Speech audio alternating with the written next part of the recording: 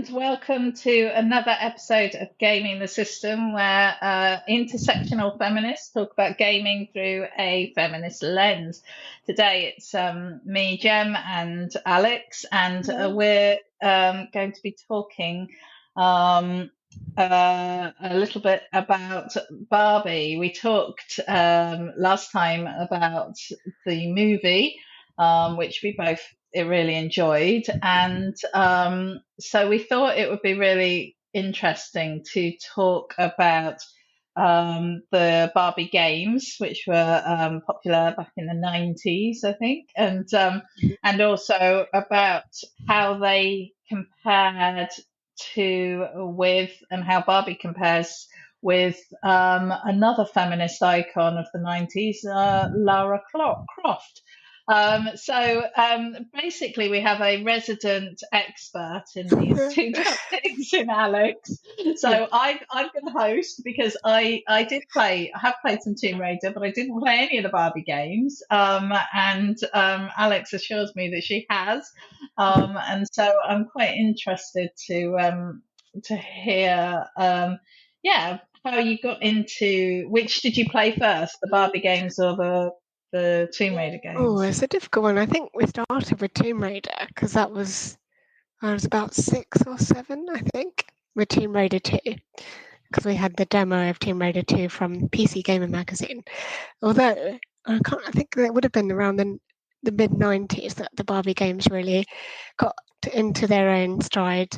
And I played, I think, the key standout Barbie games were probably the Barbie Detective series, and there were 3 of those. So there was Barbie Detective, Mystery of the Carnival Caper, I think is how the title goes. It's quite a long one. Basically, it involved solving a crime, usually a robbery, at a carnival, and it's basically a point-and-click adventure. You steer Barbie around the screen to find clues and such like, with a magnifying glass, and usually you have to chase your assailant, who's a cloaked black figure with a black hat.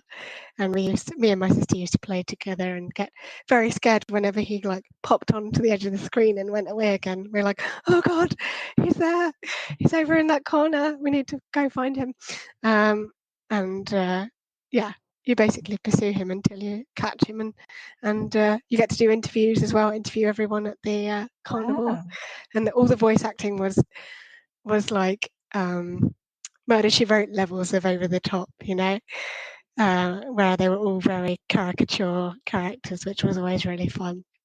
And then the second one was Barbie Detective Vacation Mystery, where the Barbie Detective Incorporated team went off on a nice holiday to a manor house of some kind that was on the coast. And you were going there for a holiday, but it turns out there's been another robbery, and you need to investigate that. And then the third one came onto PlayStation, because those two were PC, a couple of years later, and that one was on a cruise, which again was a very interesting setting, but very similar in terms of probably, I think someone had their jewelry stolen from a cabin, if I remember rightly, and you had to investigate everyone on the cruise ship and see which person it was. And they were very good. Another game I remember very early on was, I think it was Barbie Super Sports, which involved either roller skating or snowboarding. Those were the 2 sports that you could play. And you could play with Barbie, but also 3 of her friends. I think their names were, I remember there was a Teresa and Christine, and I think Kira, and they were all different ethnicities as well, which was good representation for the mid-90s. And then I think even before that, there was an even earlier one that I remember. I think it was something to do with fashion, and you designed clothes for a catwalk show, and also I think there were various locations for catwalks, like an actual catwalk, a path outside which was like jungly, and then like Barbie's bedroom, so you could do like pajama based fashion shows and stuff, and like decorate the rooms and things. So that was very much into a girly niche, as it were. But all of them were, I think, designed mostly by Mattel Interactive, and the tagline that always came before each of them loaded was Barbie Games for Girls, which was always a very. Now that I look back, I'm like, okay, that's an interesting Yeah. marketing But ploy then, there. But my mum just used to buy them for us because we used to play a lot of, well, not a lot actually, but we used to get like educational games from like Marks and Spencer's about maths and English, peak 90s stuff. And Barbie was one of the sets of games that me and my sister used to play together. Oh, I've completely forgotten Barbie Explorer, which was clearly inspired by Tomb Raider very much. And you could play, it was basically a platformer in Crash Bandicoot style. So it was like a rolling oh wow. map that you just run through and platform your way through, and you had to Yeah. collect gems and things with very, very loud and annoying sound effects. Um, yes, I remember that very fondly. But yeah, those are the main ones that we kind of played in the mid 90s to early 2000s. Um, Wow. yeah, so there So were many more than that actually. yeah, Only there were involving horses. so But, many. yeah, I was yeah. just looking, and just between 1984 and Mm, 2000, there was over 20 wow. games released, and there's been a Yeah. whole heap more. Can't Do you even think count them all. do you think that was because at the time Barbie was going through a renaissance of sorts, or was it just super popular at the time, or has it always just been the same level of popular? I'm not sure.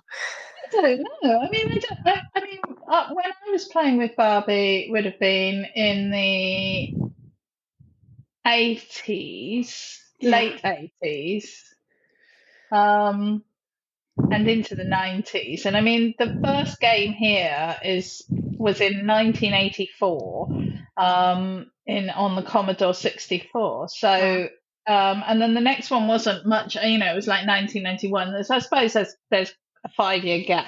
Sorry, a Mm, 7 year gap there. But um, you know, it's interesting actually. I mean, what I think's really interesting is that mm. um, at a that there's this attitude that computer games are for boys, and Yes. yet you have a huge amount of games coming out that There was were, so much. by Yeah. their own admission, for girls. Yeah. And so clearly, the Barbie world, Mattel, obviously thought that there was an audience for Yes. these Yeah. games. Um, Very much. No, I think that's a good point, definitely. I was trying to remember. I think it's interesting because when we think about, we've talked about the film in a previous episode and how all of the Barbies represented were like different types of Barbies. And I think the games are a really good illustration of that, in that Barbie is not just one thing, she can be many different things. And that's what was so great for Mattel, I guess, in making so many of these games, is that they had so many options. They could do a lot of different things, put Barbie in a lot of different settings and make a game out of it, which is perhaps the appeal. And mm, I think looking at the types of games we played, they weren't necessarily, apart from the fashion one, um, defined by one particular gender. So, like a yeah, detective, an explorer, a sports person. Those could mm, be any gender, really.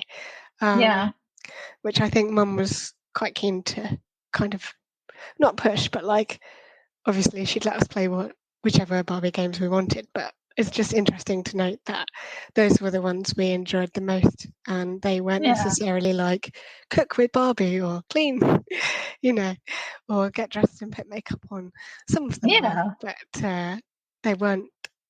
Um, they weren't solely just about very girly things. Um, yeah. Yeah. Yeah, she's off there having big adventures, and I think Yes. that was one of the things that was sort of in the film, was this idea all the Barbies in Barbieland believed that they were like a sort of feminist Mm. icon, and that they'd been helping to make the world better for girls and giving them more choices and stuff, because they had all of these different types of Barbie.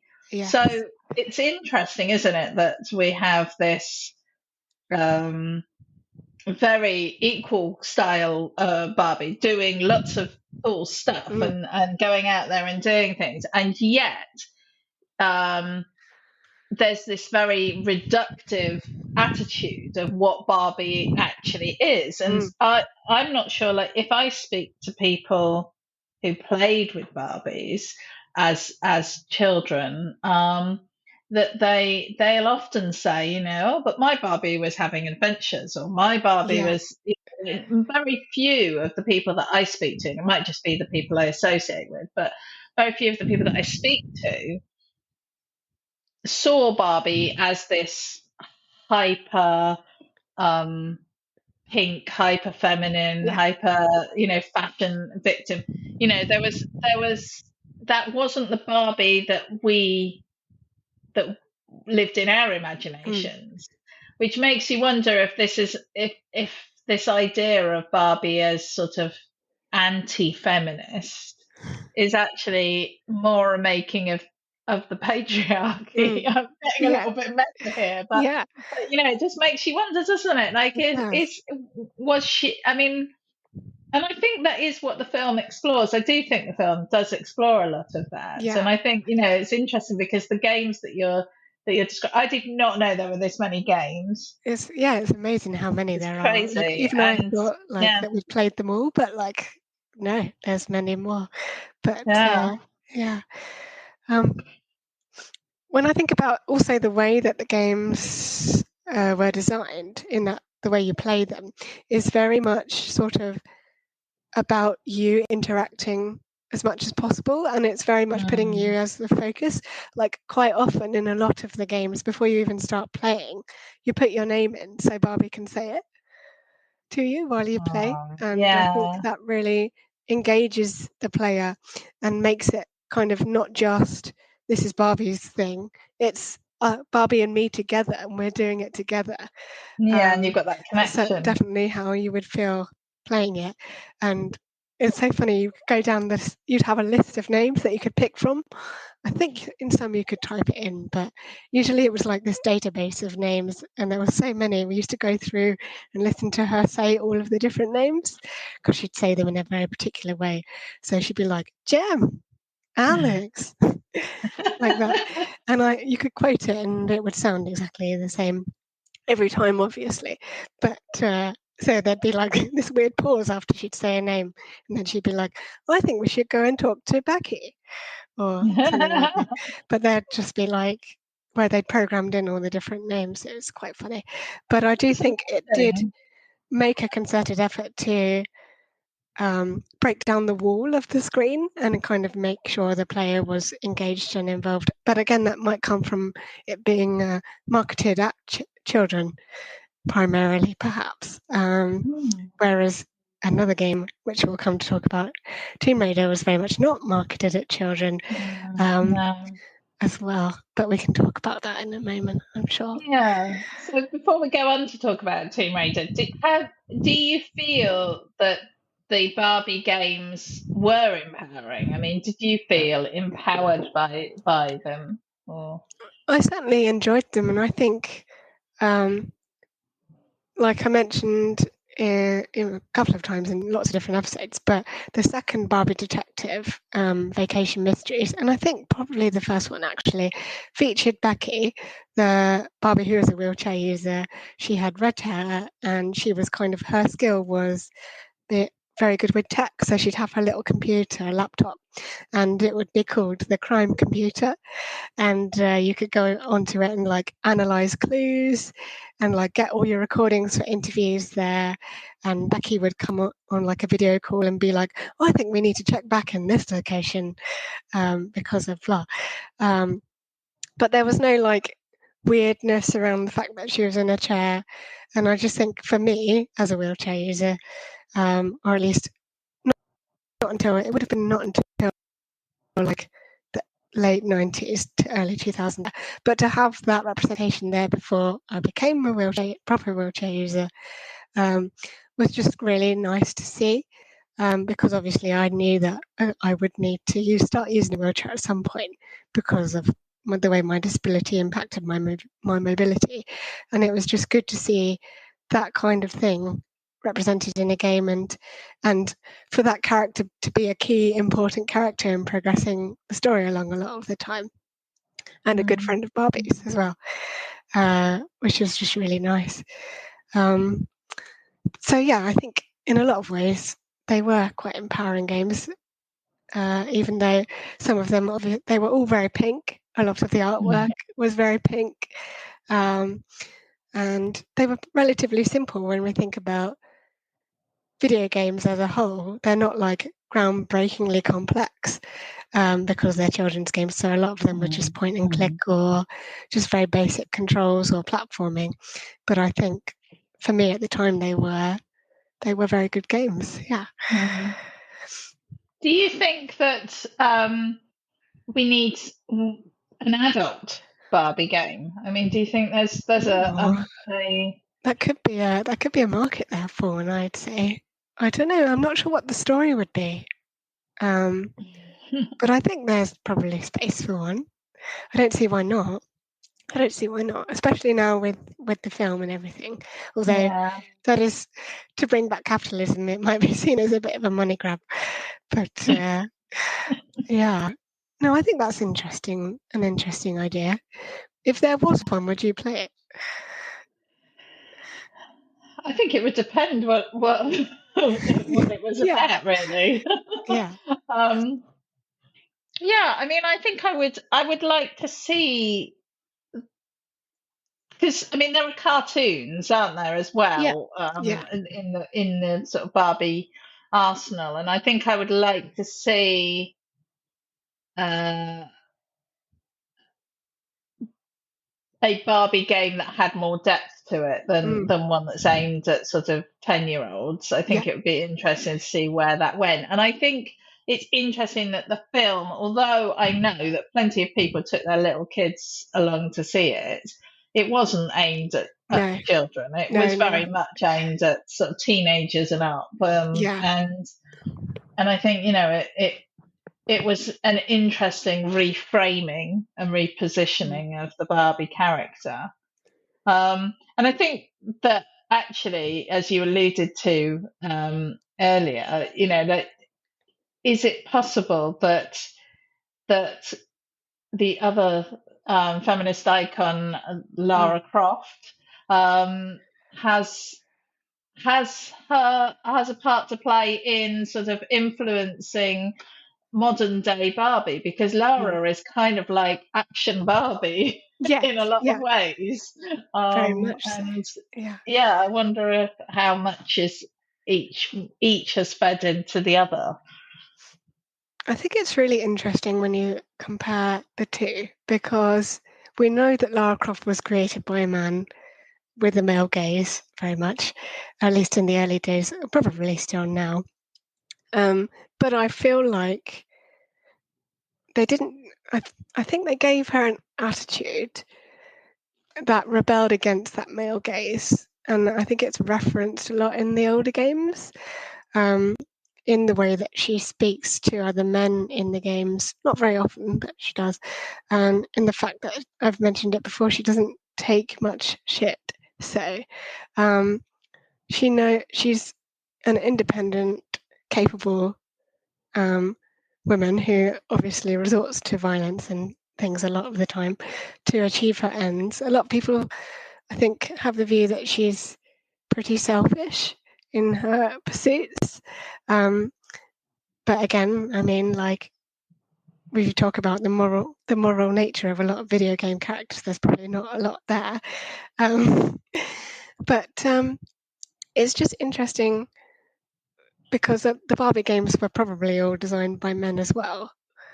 But the values that Barbie was projecting in that the general message of the games was perhaps more educational in that they were aimed at children, and so they were designed to be a fun time, but they also had lessons to impart about well, I don't know really, actually trying to think of some now, but yeah, I'm just trying to get it straight in my head about, because we know that Lara, the way that she's portrayed has changed over time with the more modern adaptations with the games, and the films, in fact. And I think we could definitely draw a comparison with the films as well when we think about the portrayals of Angelina Jolie, and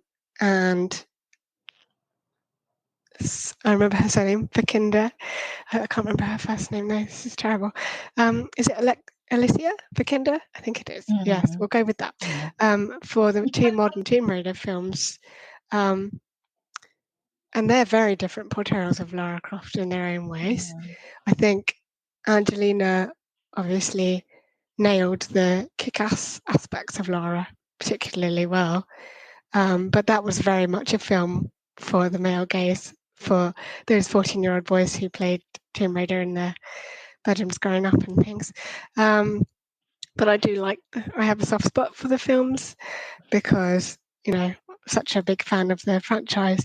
And then the more modern film, I think, is interesting when we talked about the themes of Barbie, in that there we talked about motherhood and generational things, and just generally like the power of women as a group as well, I think is another theme from that film. Whereas the themes of Tomb Raider are very much Lara's relationship with her parents is a recurring theme through both the games and the films, and also usually centers in on her relationship with her father, whereas Barbie is very much about your relationship with your mother, which is an interesting comparison, I think, to draw.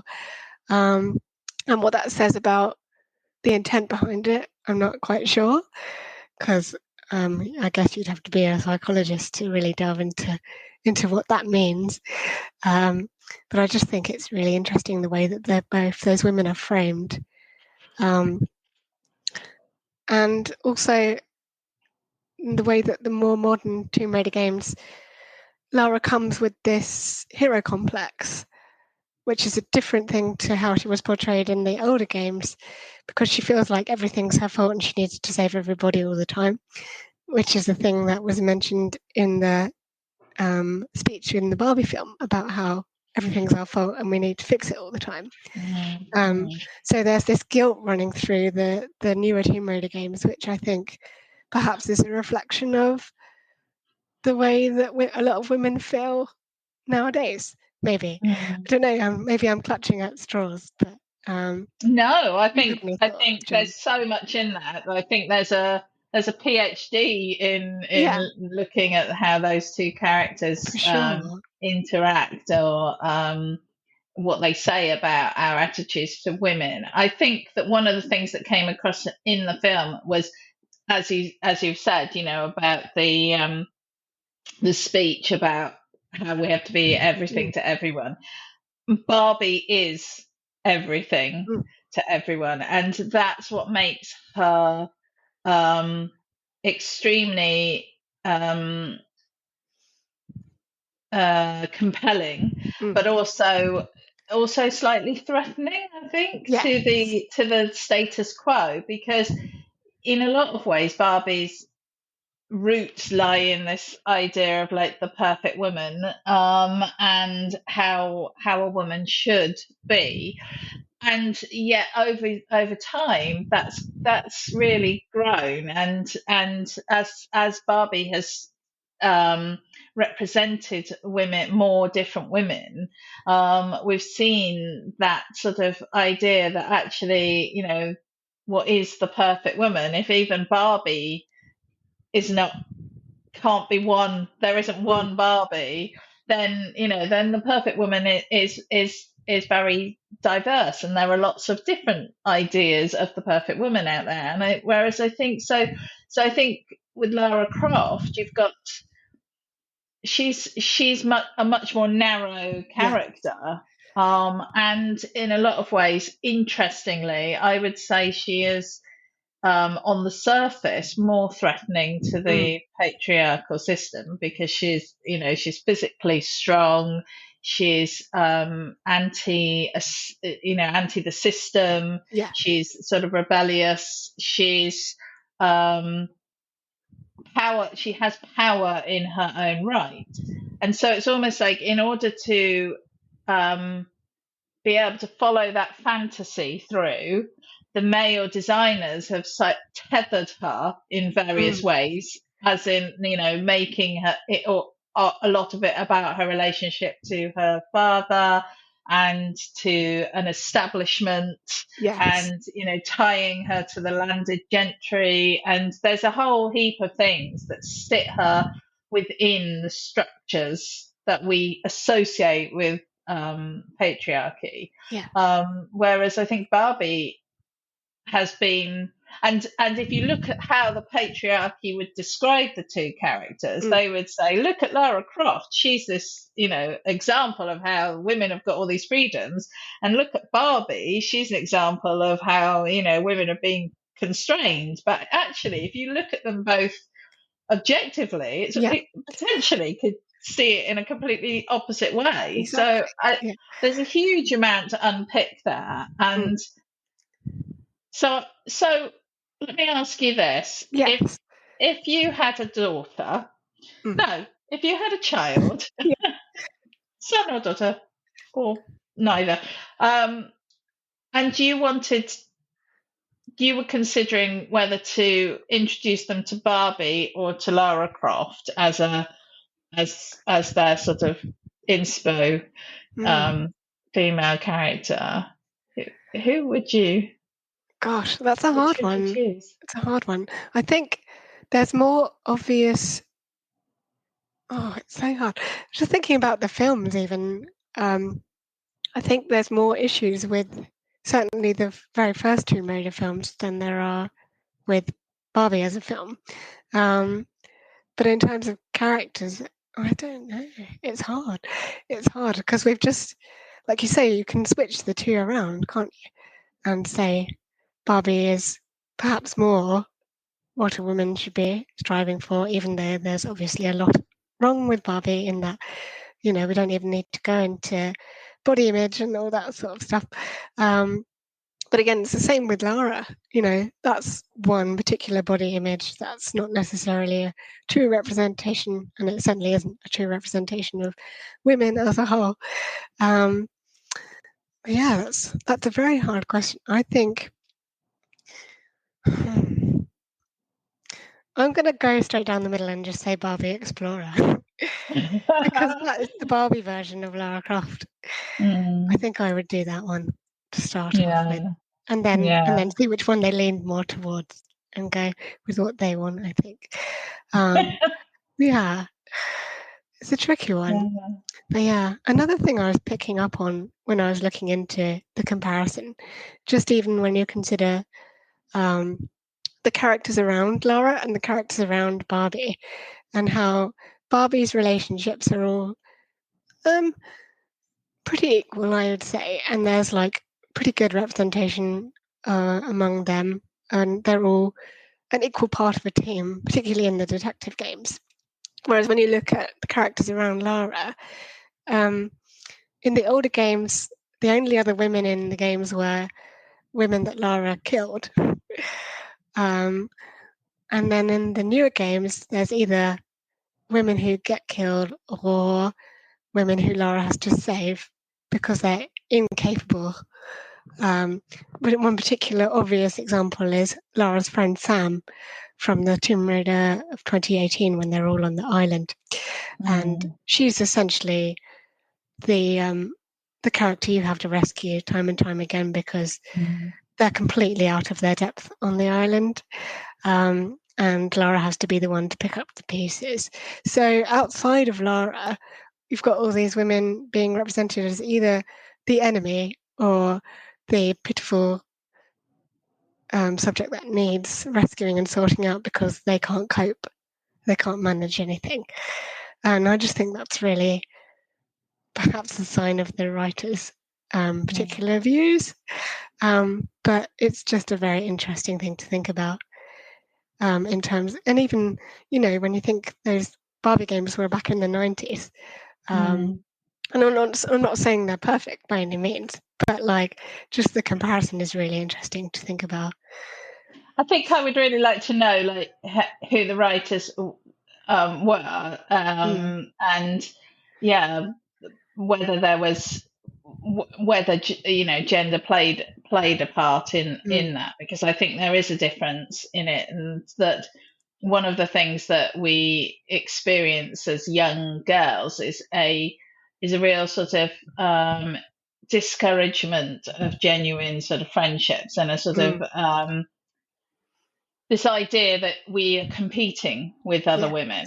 yeah, And I think that most women who I know, the older that they get, the more frustrated they are when they look back and think that that was how they had seen it. Because actually, as I got older, my female friends are more and more and more important and invaluable, and it's something that I think is to be cherished, and that we have support amongst other um, other people that are the same or similar to us. And I think there is a conflict that is sort of encouraged there by the media.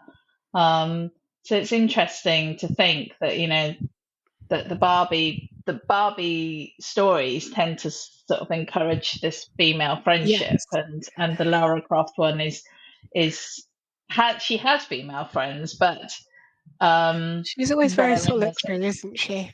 Yeah, as a yeah, character. You she's don't think not. of her as having loads of friends. No, She's always sort of on her own a lot she's of the quite time. Yeah. isolated, and yet, as such a resourceful person, Mm. you would think she would be, beating friends off really with Yeah. a with a big stick. So I think it's a an interesting juxtaposition. It would be interesting to know the genders of the people that Yeah. had written the stories. Mm. So Mm. yeah, well, I think that is enough for today on Mm. Barbie. Is there anything that you would like to add Not that I can think before we of, no. close I it? think we've had a great discussion though. Lots of extra Yeah. questions to go away and think about. But yeah. Yeah, lots to think about. We'd love to hear your views on the movie and the games, both Barbie and Lara Croft. And obviously, we would like you to like and share and subscribe to us wherever you get your podcasts. And we're very excited to be attending the Independent Podcast Awards Mm. at the end of October, and we've been nominated in their gaming category. Yeah. So we're excited to see how we do at that, and we will of course keep you up to date with that news. And I think that leaves me to just say thank you for listening, and we're out every Thursday, so check us out, see what we've got to say, and we'll see you next time. Thank you.